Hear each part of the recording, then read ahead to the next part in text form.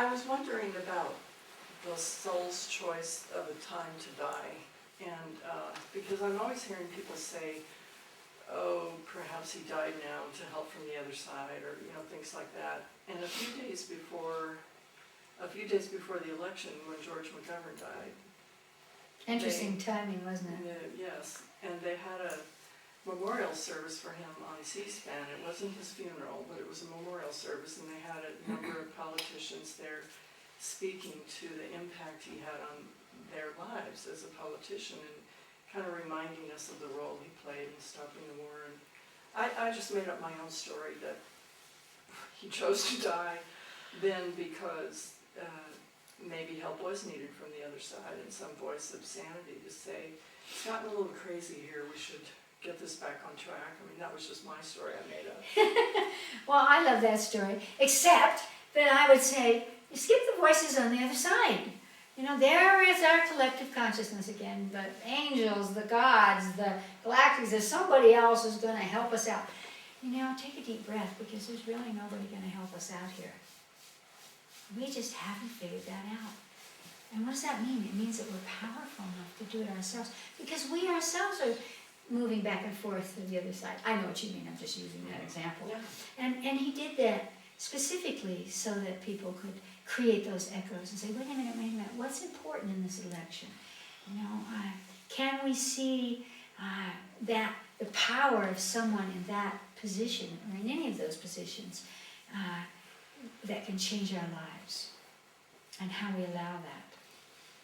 So it was a gift, because elections are such disaster. They're an embarrassment to Americans, as far as I'm concerned. They're an embarrassment to us, and the whole world is watching.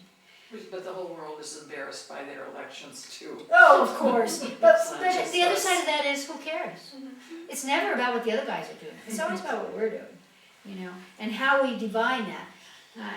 Because we're very in the habit of, oh, it's the government, it's the other guys, it's the politicians, it's somebody besides us. And at some point, it'd be lovely if we could just go, I'll do it, Chicken Little, and collectively, if we could do that. So, but what I mean by that is there are changes that need to be done. And who's going to do them?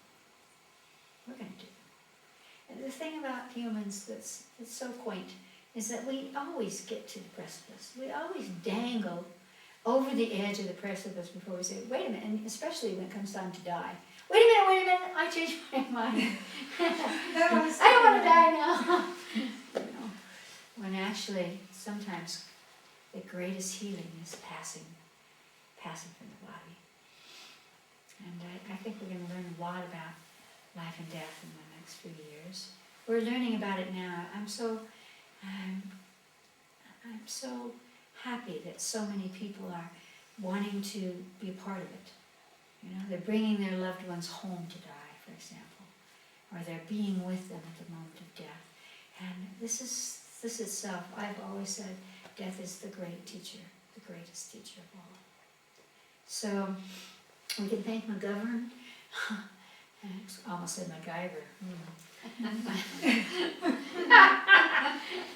For reminding us, indeed. Now, wait a minute, take a look at this. And really the message that he would have is that you yourself are choosing and affecting people's lives. It's really wonderful if we could just allow that recognition.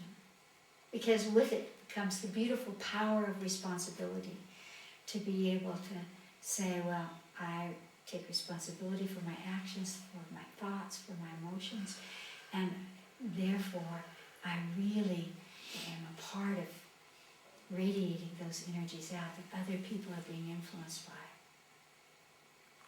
That Because really they is what are. I came across. I mean, all of the politicians that spoke about him, and especially Joe Biden, it was very interesting, said that what he learned from McGovern is that it's very necessary to have political courage and speak up when it's very unpopular to do so. Exactly. Say your truth. And it was very touching. Absolutely. What a wonderful message.